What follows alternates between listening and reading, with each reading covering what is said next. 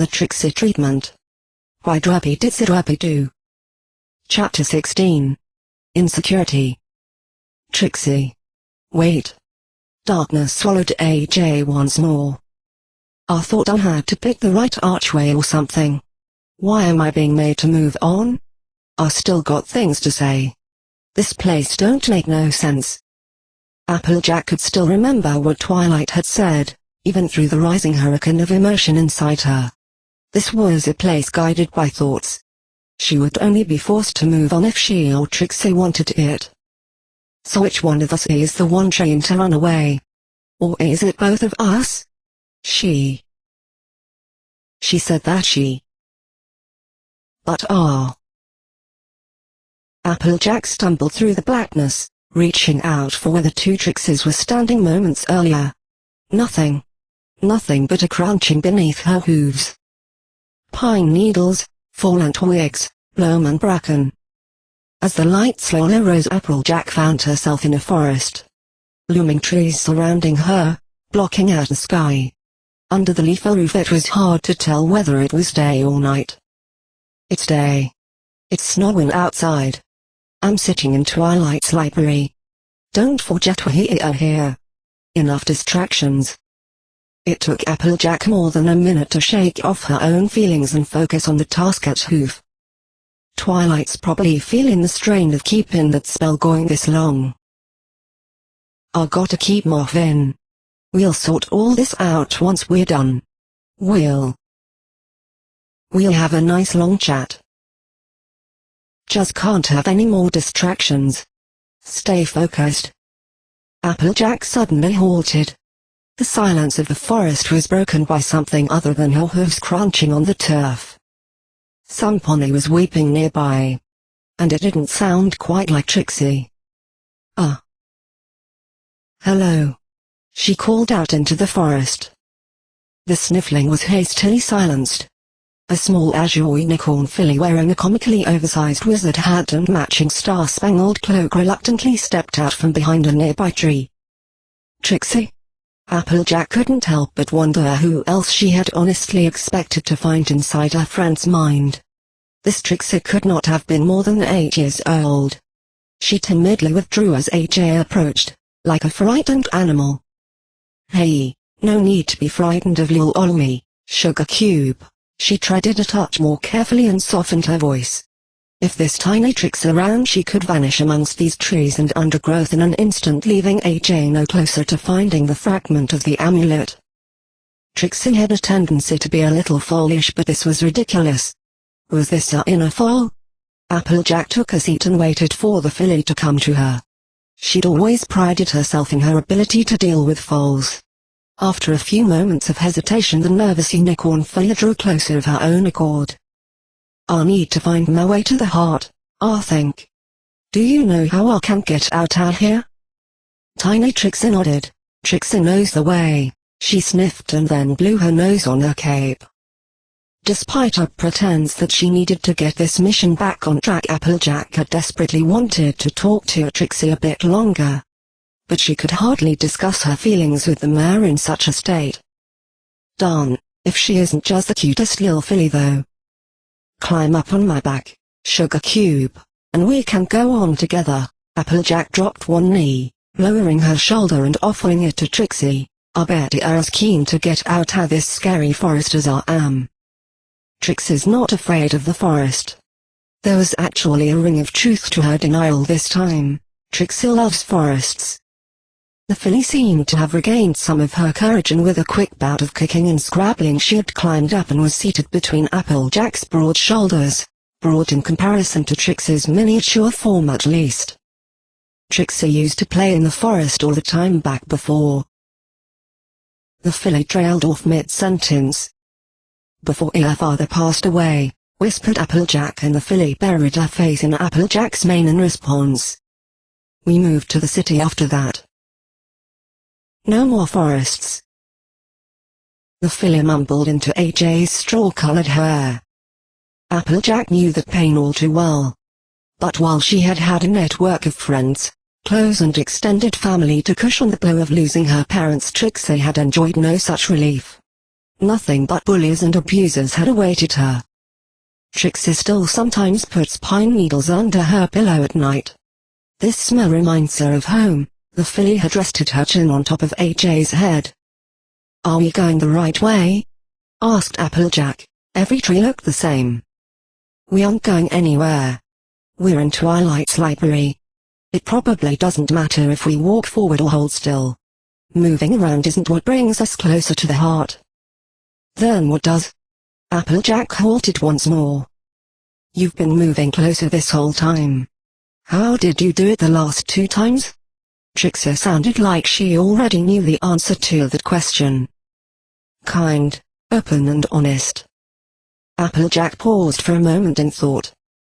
Why were you crying? If you're not afraid of the forest." She could feel the filly trembling. "The nightmares are close by. Trixie hates them. They got into the one place she thought she'd always be safe, and now they won't leave no matter how many times she tells them to go." She needed some pony's help, but Trixie told too many lies and now no pony believes her. "I believe ya. And I'm gonna help you too. But you'll leave. The ponies Trixie cares about always leave. Or they make Trixie leave. If you knew how Trixie felt about you." The filly was clinging to her tightly. "I do. And I ain't going nowhere, and neither are you. I won't let you up and walk away on me." Ponies always said Trixie was weird for liking other mares. When she told other mares she loved them, they laughed at her. Ponies think of Trixie as a joke. That wasn't the voice of a little filly talking anymore. The weight on AJ's back was growing steadily heavier. The weight of Trixie's insecurity. But Applejack was a pony who could keep marching with even a mountain on her back. "Let 'em laugh. They ain't even worth the time you spent thinking about them. You deserve better than that. You deserve to love whoever you want and to have them love you in return." The weight was crushing down on her. Knees trembling and hooves sinking into the soft forest floor. "Do you promise?" It was hard to even draw breath to speak. But Applejack raised her head and spoke anyway. Ah. Promise." And in that instant the weight suddenly vanished. She glanced over her shoulder. The filly was gone. She was alone once again. As alone as some pony could possibly be while inside another's head. Chapter 17. Home at last. Applejack caught glimpses of something up ahead through the shadowy army of pine trees. A crumbling old house. The ruin of an ancient abode, its roof partially collapsed and its windows smashed in. This dilapidated structure seemed oddly out of place within the confines of the egotistical unicorn's mind. As Applejack drew nearer, the door creaked in the breeze. A breeze that seemed to come from within the house itself. "The nightmares are close by. Trixie hates them. They got into the one place she thought she'd always be safe." The young filly's words had lodged themselves in AJ's mind, and she heard them once more, as clearly as if they had been spoken directly into her ear. This was it. The heart. Behind the broken, unhinged door lay the darkness. Hissing and swirling like a bubbling stew. AJ gulped and stepped forward. A torrent of whispers was carried on the breeze. Power. The amulet. Vengeance. The amulet. Blood. The amulet. Revenge. The amulet. Mortality. The amulet. Darkness. The amulet. The amulet. The amulet. The amulet. The whispers rose to a crescendo as AJ stepped through the threshold into the ramshackle house. Then the voices suddenly were silenced. "Trixie? Is this the right place?" The doorway behind her was swallowed up by the blackness as she spoke. "Who dares intrude?" murmured the voices breathlessly. Well. My name's Applejack and I'm here as a favor to a friend," AJ ventured nervously. "Do you desire power, mortal? Does your lust for it bring you before me? If you wish for it, then drop to your knees." Applejack knew why Trixie had been unable to return to sleep last night. That voice melted her courage like butter in a furnace. No. I'm here to ask you to leave, actually. Her mouth felt as dry as ash. Begone, you've small ambition. This one belongs to us. She acceded to the terms. Made due tribute. Hers is ours. This one will be the vessel. We will bring this pitiful conjurer to the throne of the sun and cast the golden pretender into the abyss. Return the amulet to the magician and you may yet earn our mercy. As the voices spoke, strange image flickered through the darkness. AJ thought for a moment she saw Celestra's face, but the princess was wearing a look of contempt like Applejack had never seen before. She saw Trixie wearing the amulet, her eyes ruby red and glowing like hot coals. She saw ponies running. A knife. An emerald. A sickle. She took a moment to steady herself. She spoke through a clenched jaw in an effort to keep from stuttering or letting her teeth chatter. I don't know nothing about that. Now if you'd kindly vacate my friend's head so that you and I don't have to come to blows, it'd be much appreciated. You would challenge us? Without magic? We, who have devoured kings and gods, alike. You would stand against the voiceless others? Despair or arrogance, small being. Your unmaking draws closer with every word you utter. Applejack couldn't stop herself shaking. The darkness was gripping her with suffocating tightness. Each breath she drew was like a cold, wet liquid being forced down her throat into her lungs. Twilight told me that you can't hurt me. You can't hurt no pony anymore. Now stop your dilly-dallying and get. Her attempts at bravado sounded almost comical, even to her own ears. Twilight? The Pretender's newest quarry. A fitting name for one born so near the end times. She was wrong, mortal. Applejack managed a fake chuckle. Twilight?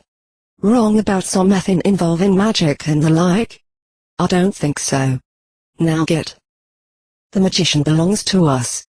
The world belongs to us. Soon the final candle will be extinguished. Soon all will return to the nothingness from whence it came. Soon. Images began to flicker in the nothingness once more. Celestra and Luna standing on a bridge, adorned in golden and silver armor. Canterlot castle towers coming crashing down. The stars slowly vanishing into emptiness. I told you I don't care about that. Now get out. Leave or I'll buck you right in the face.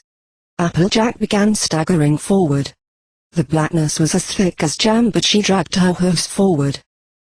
The magician is ours. No, she ain't. The magician is ours.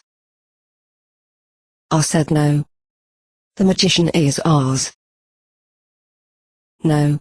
She's mine. Silence fell, once more. Applejack stumbled onwards. The darkness was loosening its hold. Yeah. You heard me. I ain't giving her to no two-bit loser who hides in darkness like a big stinkin' coward. Who takes advantage of folks while they're having a hard time. It ain't just some stupid jewelry. Ugly jewelry at that. And I ain't giving my Trixie to you. Or to no pony else. That gal's coming home with me and getting a good night's sleep for once, and there ain't nothing you can say or do to stop that. Now shut up and get out.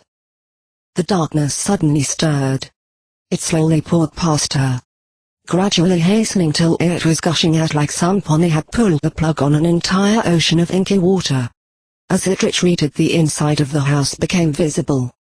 Beaten up old sofas, broken glass and the twisted wreckage of a fireplace. The last of the blackness vanished into the forest beyond. Is that it? Did I get it? No answer came. And yet, the forest seemed lighter. The whole place seemed lighter. Not brighter, but not quite as heavy either. Less stifling. More alive. I think I got it. Applejack stared around her. Even the ruined house felt more cheerful somehow. Now, what did Twilight say I should do to get out of here again? Step 1. Draw a circle. Applejack could remember Twilight's concise instructions, delivered in typical Twilight checklist style. AJ scrawled a clumsy circle in the dust on the floor of the abandoned house using her tail and hooves. Step 2. Seat yourself comfortably in the circle's center. AJ settled herself on the floor. Step 3. Close your eyes and take a deep breath. Step 4. Begin to think of where you are. The scent of the place.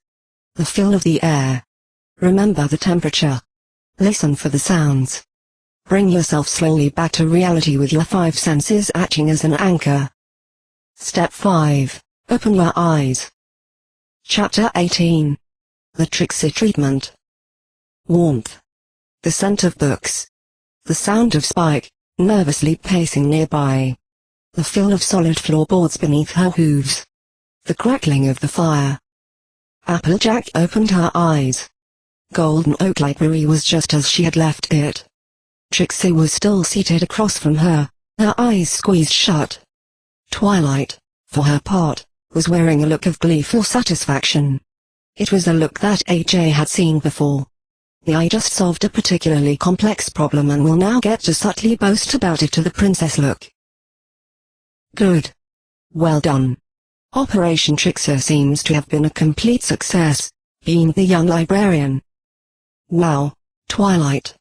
I thought you'd be exhausted. I must have been in there for near to an hour. How'd you keep the spell going so long? Applejack carefully flexed her legs, testing the authenticity of the reality she now perceived. Oh no. You were inside for approximately 3 seconds.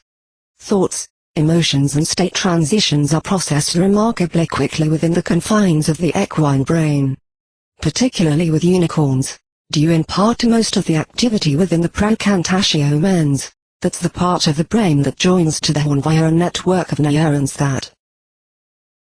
Ahem. Twilight stemmed her intellectual gushing at a stern glance from Spike. Glad to have you back with us, Applejack. I knew we could count on you. Applejack turned to Trixie, who was still seated with her eyes closed. AJ opened her mouth to speak but thought better of it. She wasn't sure how much of it the azure unicorn had experienced with her. How much she would remember. And if she remembered it all. What words should be spoken? Trixie. Are you feeling a little better? The magician did not even stir. She's not conscious at the moment. And we're not quite done here. Spike? Did you fetch it? Twilight moved closer to Trixie, licking her lips nervously. Got it right here. The dragon produced a small unadorned wooden chest. If my calculations are correct, then your presence within Trixie should have loosened the amulet's grip on her just enough for us to perform an extraction. In much the same way that your element of harmony is amplified by your honest nature, I believe that the amulet is surviving by feeding off characteristics within Trixie. Ego, guile, or maybe just insecurity. And in the same way that your connection with the element of honesty would weaken if you ever stopped being honest, so too can Trixie's connection be weakened by exposing her to some humility, openness and comfort. Twilight took note of the look of worry and confusion on AJ's face. Oh, don't worry. She'll be back to the same old Trixie in a couple of days. It's only a temporary modification so that we can more easily access the roots we discussed earlier. Twilight took a few seconds to think of an agricultural analogy that could explain things to AJ a little better. It's kind of like when Apple Bloom got her head stuck in the pipe and we had to put grease on her neck to pluck her out. If I just drenched it out, it might damage Trixie. By sending you into grease her up a bit, it will make the extraction a lot easier. Twilight settled herself in front of the unmoving magician. Bring the chest here and open it, Spike, but whatever you do, don't touch the amulet itself. The last thing we need is a rampaging magically supercharged dragon on our hands. Spike walked ceremoniously over to join them and carefully opened the box. Contained within lay the alicorn amulet. Its ruby centerpiece caught the firelight and glimmered ominously. Twilight. Just be careful now, you hear? The thing in there wants to get the amulet back real bad, and I think some nasty stuff'll happen if we let it. Applejack could feel her hair standing on end just from looking at the green artifact. It communicated with you? That's fascinating. Twilight got very excitable when discussing magic. Her tail was wagging like Winona with a new dog treat. It must have invested quite a lot of itself into Trixie in order to have maintained that level of sentience. Perhaps the symptoms were its way of pressuring the host into reacquiring the amulet. What did it say? Did it divulge any information regarding its origins? I did some preliminary research, but as yet I've come up empty-hooved. How responsive was it? How much does it know about the outside world? What does it want? How did you? Spike gave Twilight a meaningful nudge and she cut herself off. Twilight. I ain't much good at understanding magical hooey and mumbo-jumbo. It knew who you were. It really doesn't like the princess very much and it's awful mean. That's about the gist of what I found out by talking to it, and I wouldn't want to talk to it again. Not for all the apples in Equestria. Now can we just hurry up before the grease wears off? Twilight gave a nod, but AJ could see that the unicorn had made a mental note to ask Applejack in detail what she had seen and experienced later. The amulet lit up with the glimmer of telekinetic magic and slowly lifted out of its box to hover between the two unicorns. The air hissed and walked as Twilight's magic coursed through it. Trixie's eyes fluttered open and Applejack felt a lump form in her throat. Her eyes were lifeless and black, like inky water. It was the darkness, the nightmares, bubbling just below the surface. Twilight gradually moved the amulet closer. The room began to shudder more violently with each inch. Several books toppled off their shelves, but neither the purple unicorn nor her staring patient glanced away. Trixie's mouth was moving. Wordlessly, at first, but as the amulet drew ever closer the sound became audible. Sleep. Sleep and change. You may delay us, but the tide will not be stopped. We can wait. As long as we must. Ours is eternal. You will have vanished by the next heartbeat. Others will come. Drowning in their own ambition, they will beg for gifts that no mortal can bear to receive. And we shall give them what they desire. To their own ruin and to the ruin of all. We can wait as long as it will take. Let time erode your magic, your will and the power of your race. The golden age cannot last forever. When you hear the lamentation of the pretender, you bow before you will know our time has come round once again. As Trixie spoke the words, a black smoke trickled from between her lips. Creeping through the air, its tendrils found the amulet and suddenly it was sucked into the red glow that was emanating out of the ruby. Twilight drew a shaky breath and furrowed her brow in concentration. The flow of smoke thickened and hastened.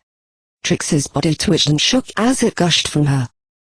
The whole process was over in a matter of moments, and yet to Applejack it felt like it went on forever.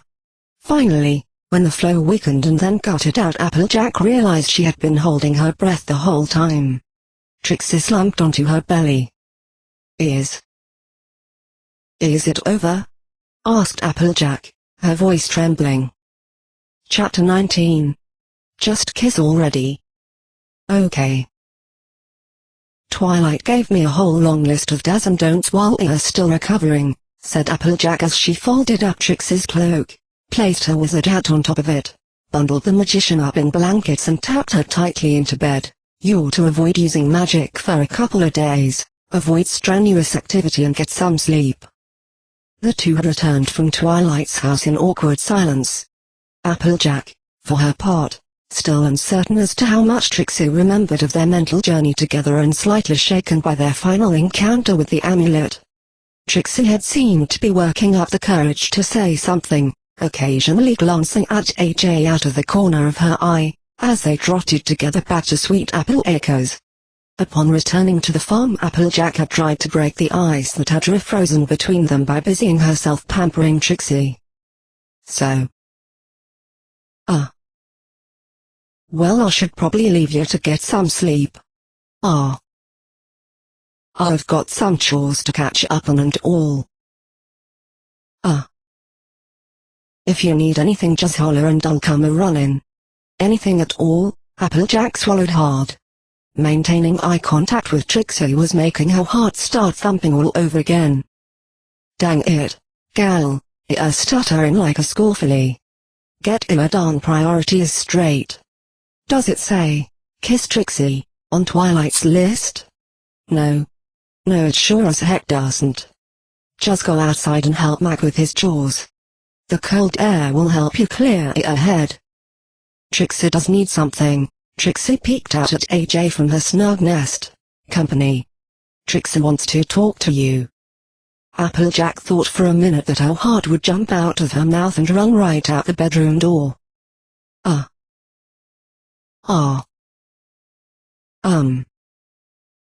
Sure. Yeah, sure. Deep breaths, Applejack. Keep it together, we can talk for a bit but you should really get some sleep. I mean, you didn't get much sleep last night. Neither did you.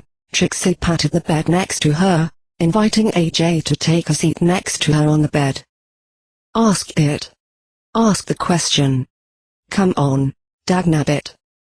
Applejack settled herself on the bed and took off her hat. After fidgeting with it for a few seconds, she plopped it on the bedside table beside Trixie's. How much? How much of that do you remember? She finally managed. How much of what? Said Trixie, blinking back at her blankly. Applejack stumbled hopelessly over her own tongue for a few seconds. Of the whole spell thing. I went inside her head for Celestia's sake. AJ could feel her face growing hot. Oh. No. Trixie doesn't remember much at all. Everything just went black after Trixie closed her eyes and the next thing she knew she was walking home with you. Did you? Maybe. See something interesting in Trixie's head? Trixie peeped a nervous and fleeting look at the earth pony settled next to her. She sounded almost hopeful.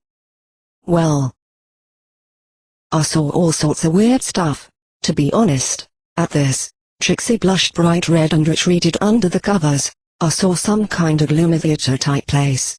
And there was a lot of times when it got really dark and I couldn't see. And there was a whole pine forest in there with a run-down old house. Trixie's head poked out from the blankets like a turtle emerging out of its shell. Oh. Trixie thought that when you said something weird you meant. Trixie flustered again and reconsidered. Actually, never mind what Trixie thought. Trixie used to live in a house in a pine forest when she was still little, so maybe that's what you saw. Yeah, I know. You told me when we talked in the forest in your head. Now, I think it's only just hitting me now how bizarre this whole morning has been for us. Trixie still looked like she was working up the nerve to say something. Suddenly she struggled and kicked her way out of her duvet cocoon and turned to face AJ. Can Trixie be honest with you for a minute? She asked, her mind seemingly made up. Can ya? Quipped AJ, chuckling gently. Trixie couldn't help but smile as well. Good question. Trixie often has difficulty being honest. With you and with herself and with other ponies. But she feels lighter now. So maybe Trixie can be honest with you this time. When Trixie heard that some pony would have to travel into her mind to help her, she really wanted Applejack to be the one to do it. Do you know why? I could hazard a guess. Trixie didn't want any pony else to do it because she knew that any pony who went in there might find out certain truths about the way Trixie felt about a particular new friend of hers. And Trixie trailed off. Silence descended on the two once more, broken only by the sound of Apple Bloom and Granny Smiths cheerfully doing dishes together downstairs. Trixie shook her head and forced herself to continue. Trixie is a coward, so she thought that maybe Twilight's spell would be an easier way for Trixie to tell Applejack how she felt. Did Trixie's plan work? It did. Ah. You told me that you love me. AJ swallowed hard. Ah. I'm gonna assume you meant love in a romantic sense. Trixie nodded, her cheeks redder than a velvet curtain. Trixie felt terrible for thinking about you that way. Because you were being so kind and nice, and Trixie was scared she was gonna end up ruining our friendship just when it was beginning. Trixie didn't want to end up alone again. But she didn't want to lie to you either. And Trixie didn't know if maybe you felt the same way about Trixie. You didn't know how I felt? Really? I kissed you on the face. I didn't think I was doing a very good job of hiding my feelings. Trixie shuffled her hooves. Trixie had her suspicions. But Twilight said you always act like a big sister for every pony, so Trixie thought maybe you were being sisterly. I wasn't. Applejack wished she could run outside. Her face felt like a furnace. She wanted to bury her head in the snow. I love you too. Or maybe it's too soon to say that. Or maybe it isn't. I wanna be a lover. If you have me. You do? Trixie stepped closer. Yeah. I've been having a real hard time keeping myself under control. Sometimes I just wanted to grab you and plunge my tongue into your mouth. AJ was surprised that there wasn't a genuine column of steam rising off her head at that moment. Trixie clambered back onto the bed. Her face inches from AJ's. Applejack could feel the warmth of her breath. You could do that right now, you know. Trixie wouldn't think of stopping you. Applejack couldn't stop herself from licking her lips. Her mouth was so dry. Her eyes flitted frantically from Trixie's luscious lips to her piercing violet gaze. Ah. Ah. Their noses touched. It felt to Applejack like a bolt of lightning had struck her in the snout. But she didn't withdraw.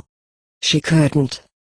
We should take this a little slower. I mean, I don't want it to all fall apart and for things to get awkward between us two, because I don't exactly have the best track record for relationships and I really value our friendship, and we really only just met. Well, we met a long time ago, but that was different. I mean, the first 2 times didn't really count, so maybe we should take it slow, stuttered Applejack. I am the great and powerful Trixie. And Trixie doesn't need to take things slow. Applejack felt like she was floating. The room was spinning. But no buts. Their lips collided.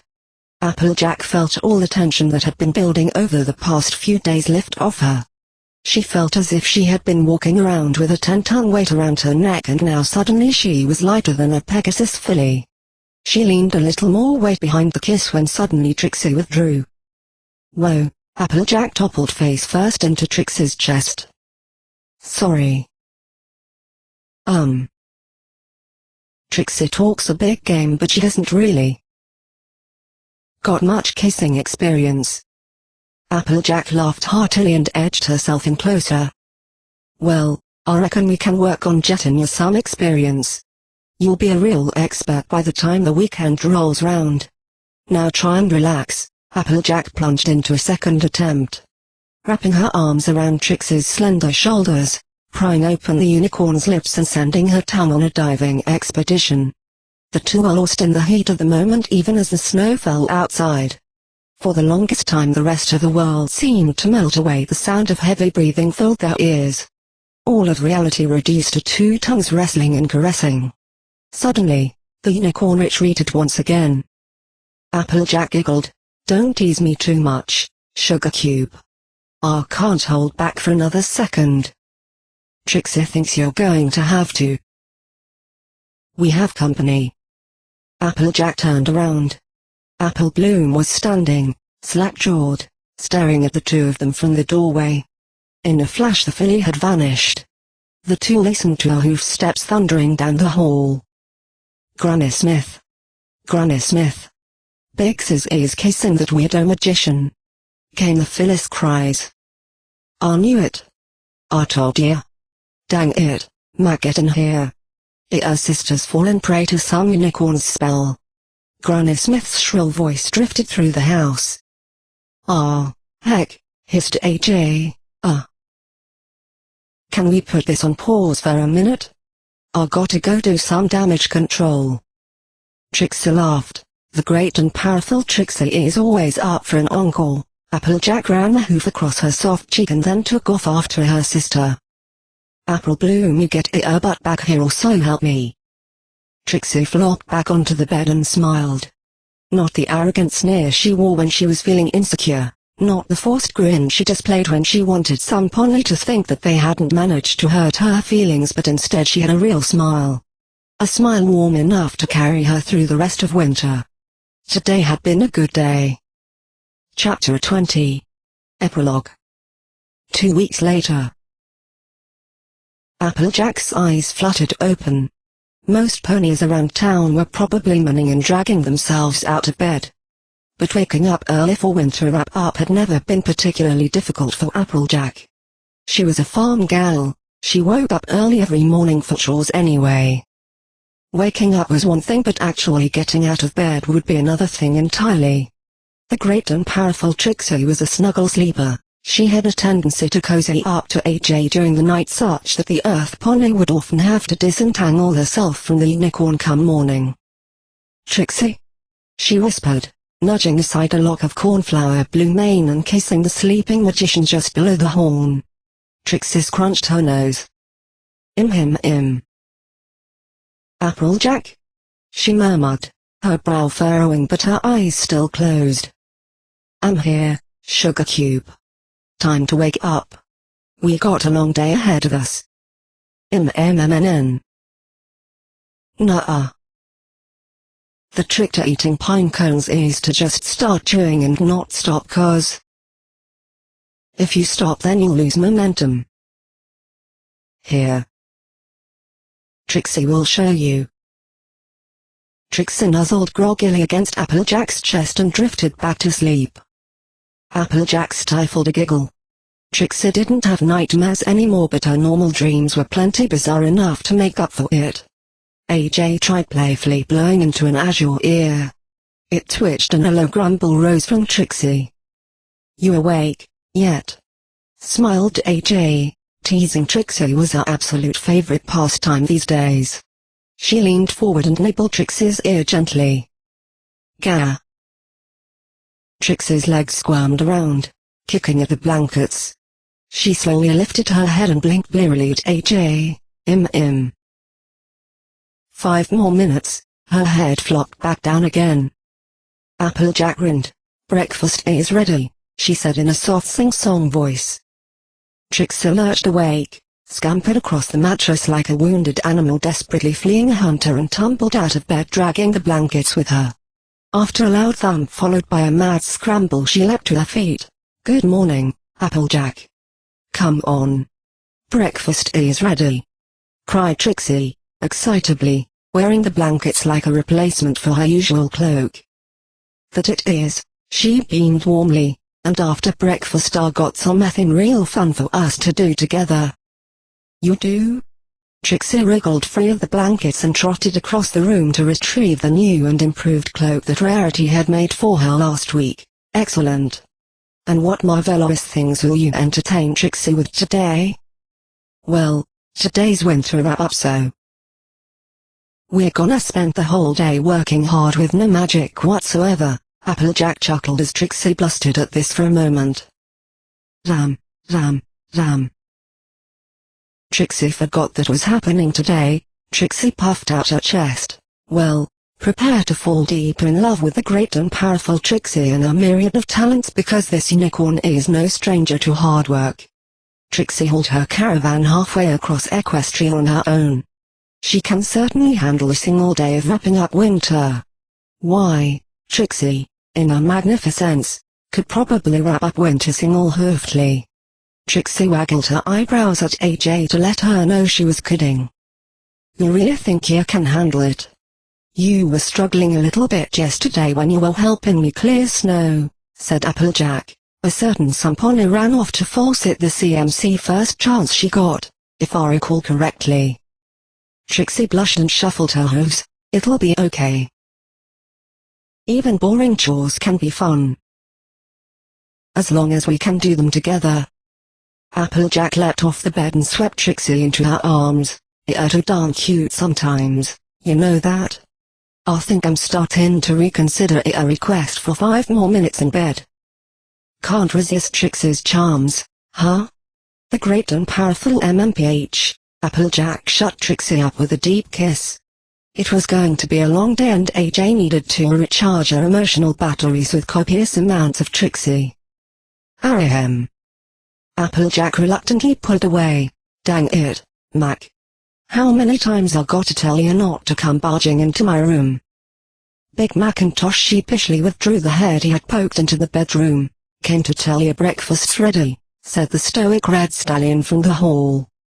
You don't have to come up here and tell me that, snapped Applejack. She always got a bit edgy when Samponi interrupted her when she was getting her fix of Trixie. I could smell that food from halfway across Ponyville. 90% of what Mac said was implied rather than openly stated.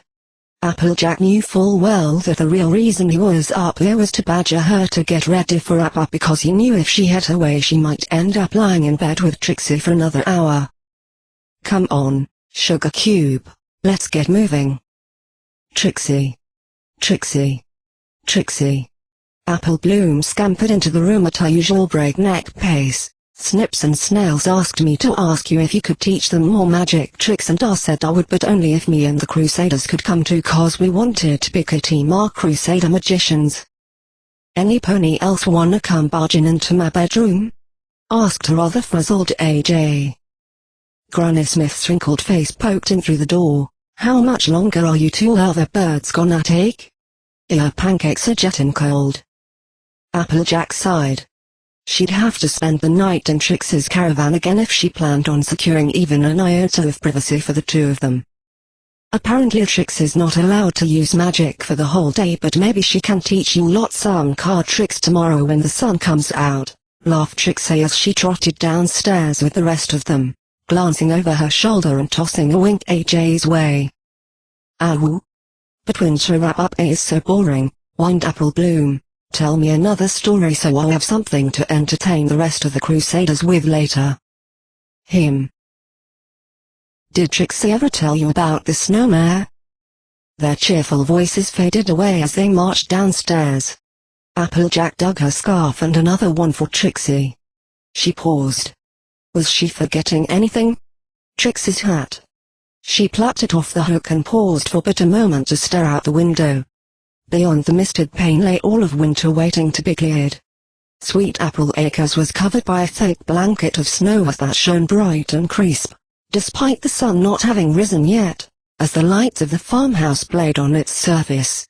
Usually she looked forward to the end of winter, but this time. My first winter with Trixie's over so soon. Still.